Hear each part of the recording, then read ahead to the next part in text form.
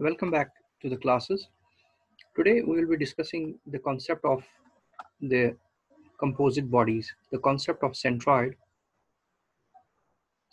of the concept of the centroid of centroid of composite bodies. This is something important for us. At least this concept should be well in the mind of a student who undertakes a course in mechanics of materials. So we should be knowing what do we mean by the composite bodies. We already know that as far as the centroid is concerned, let's take the body into consideration. For example, we have a rectangle. Okay, we know for a rectangle, as far as the centroid is concerned, the centroid of the rectangle lies at the geometrical center. So centroid of this rectangle is at the center. If we say, if the breadth of the rectangle is, say for example, b, and say for example its height is, say for example, h, if its height is h and its breadth is, say for example, b, then as far as its centroid is concerned, the coordinates of the centroid, and we treat this to be our x-axis, and if we start treating this, let this to be our x-axis, and let's suppose that this is our y-axis, this we treat as our y-axis, and this we treat to be our x-axis, and we know as far as the centroid is concerned, the x-coordinate of the centroid will be b by 2, because the centroid lies at the geometrical center. And as far as the y coordinate of the centroid is concerned, the y coordinate of the centroid will be h by 2. So essentially, as far as the centroid is concerned, the centroid lies at the geometrical center. This is a single rectangle, okay? And we know its centroid is at the center. We have already done it. Now let's make a composite body. As far as composite body is concerned, let's take, say for example, a rectangle. Let's take a rectangle in this form, okay? And to this rectangle, let's attach one more rectangle. Okay. Let's attach one more rectangle to it.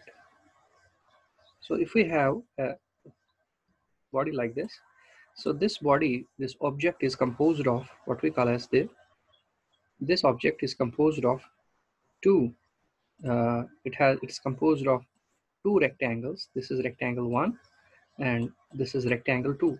This, we say this is a composite body because this is composed of more than one geometrical figures. Okay, so we see this is a composite body. If we are asked, if the question is where is the centroid of this composite body, find out the centroid of this composite body while we are given the dimensions. The dimensions are like, as far as the dimensions are concerned, let's suppose we are given this dimension and we are also given this dimension. Okay, we are given this dimension and we are given this dimension, say for example.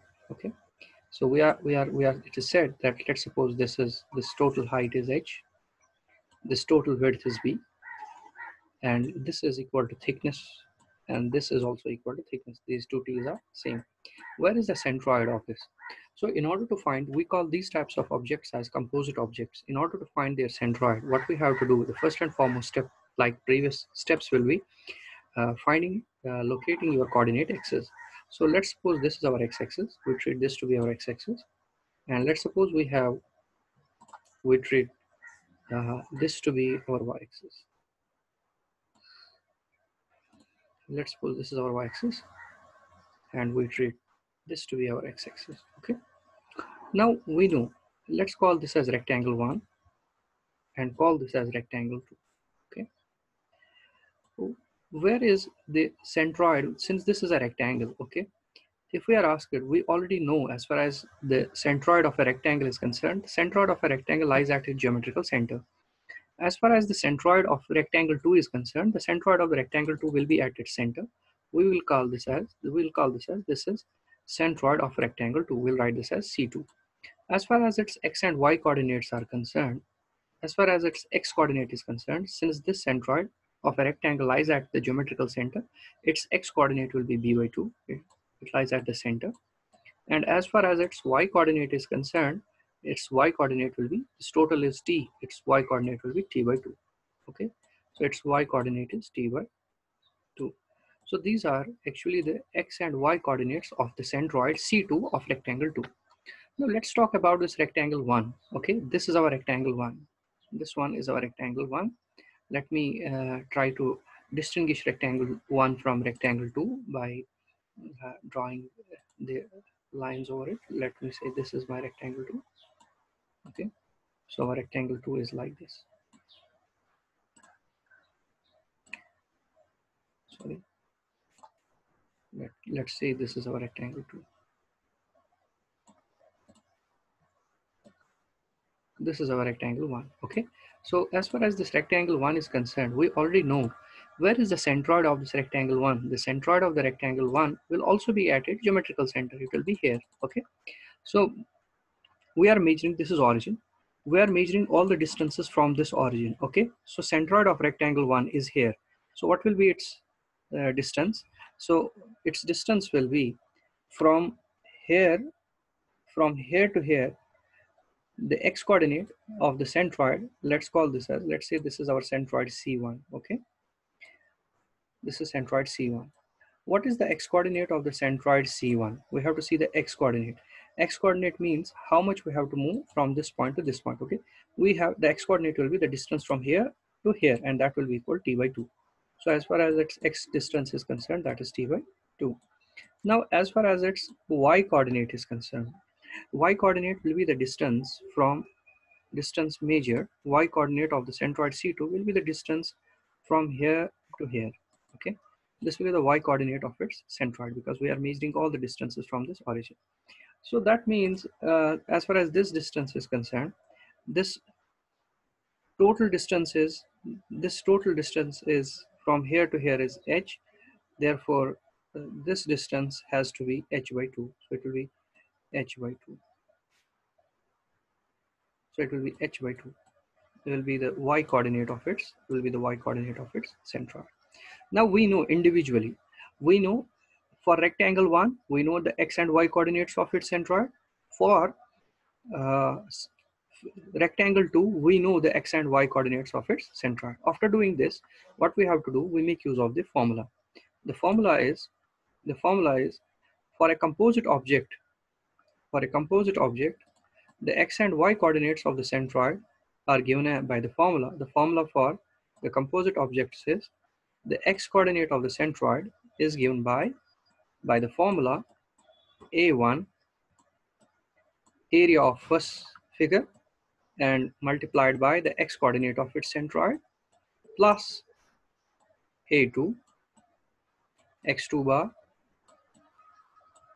Okay, so it depends how many areas this composite object may be made of, n number of figures. So this will go on, this addition will go on, plus the last one will be, it's made of n number of areas, it's an x raised to power n, sorry, an xn bar divided by, total divided by a1 plus a2 summation of the areas plus so on plus an. Okay, this is the x coordinate of the centroid.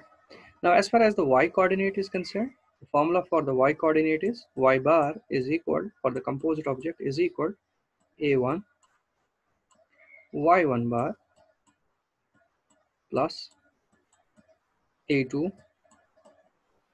y2 bar plus so on. Last one is an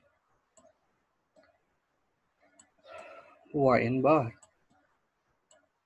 divided by a1 plus a2 plus so on plus an. Okay, these are the formulas for composite objects. So let's use this formula for finding the x coordinate of the centroid. The formula is, this will be a1, that is area of the figure 1. Area of the figure 1 is equal to its base.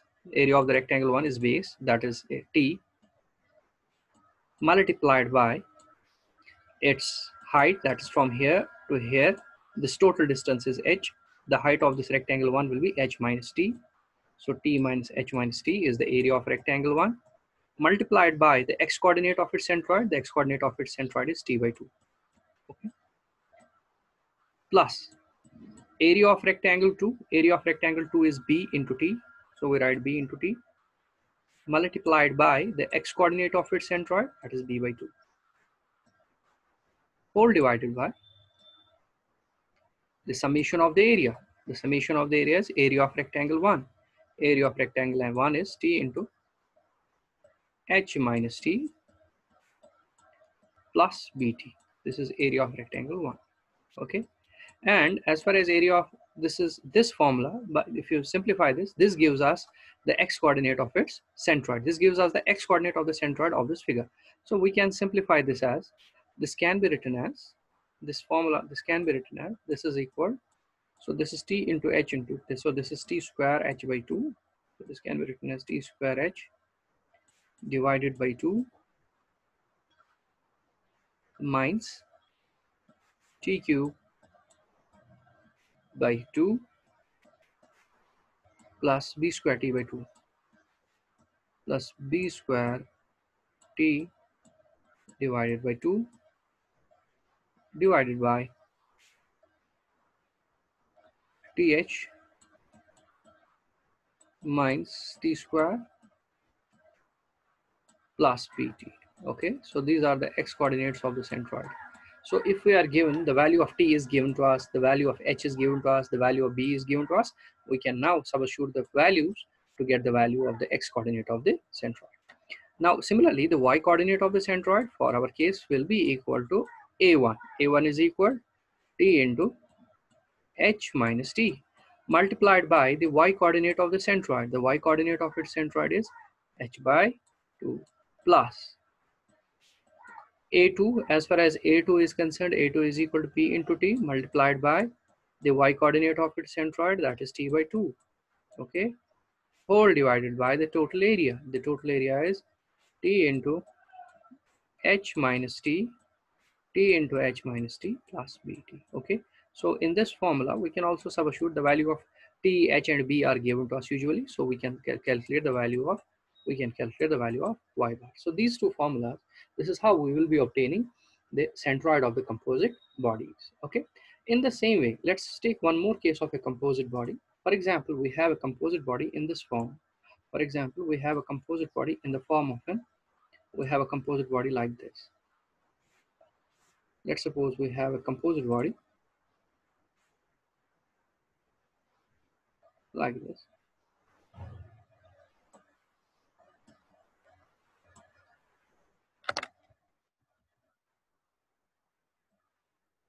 We can have any shape of the composite body.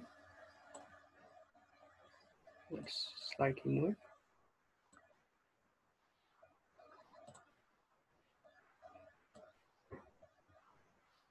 Let's take this as our composite body now. This is called I section. Okay, let's take this to be an I section, and we are given all the dimensions. As far as the dimensions given to us are concerned, let's suppose we are given that this value is equal, this value is given to us, this value is given to us, this value is also given to us, let's suppose. Okay, and we are given that this dimension is also given to us, as well as let's suppose that this dimension and this dimension is also provided to us. Okay, so if all these dimensions are given to us, let's say it says that this is equal to b, and it's also given that this is also equal to b, this is equal to t, this is also equal to t, this is also equal to t, and this is given to us that this is equal to h. Okay, so now we have a composite body which is composed of three areas, three rectangles, and we are asked to calculate, to find the centroid. Where is the centroid of this composite body? Okay, in order to find the centroid of this composite body, what we will do is, in order to find its centroid, what we will be doing is we'll be calling this is our rectangle 1, this is our rectangle 2, and we say this is our rectangle 3. These are our three bodies. First and foremost, let's locate the x and y axis. Let's suppose this is our x-axis, and let's call this axis to be our y-axis. Okay? Let's say this is our y. So we call this to be our y-axis, and we call this to be our x-axis, and we say that this is our origin. Okay, this is where the origin lies. Now what is to be done? We have to find the total centroid. In order to find the total centroid, first of all, find the x and y coordinates of the individual centroids.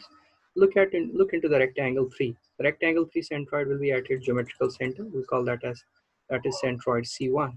Okay, sorry, that is centroid of area 3. We call this as C3. Its x coordinate will be b by 2. Its x coordinate will be b by 2, and its y coordinate will be t by 2. Its y coordinate will be t by 2. Now go to the rectangle 2. In rectangle 2, again, the centroid will be at the geometrical center, and as far as its x coordinate is concerned, it lies at the center. Okay, so its x coordinate will be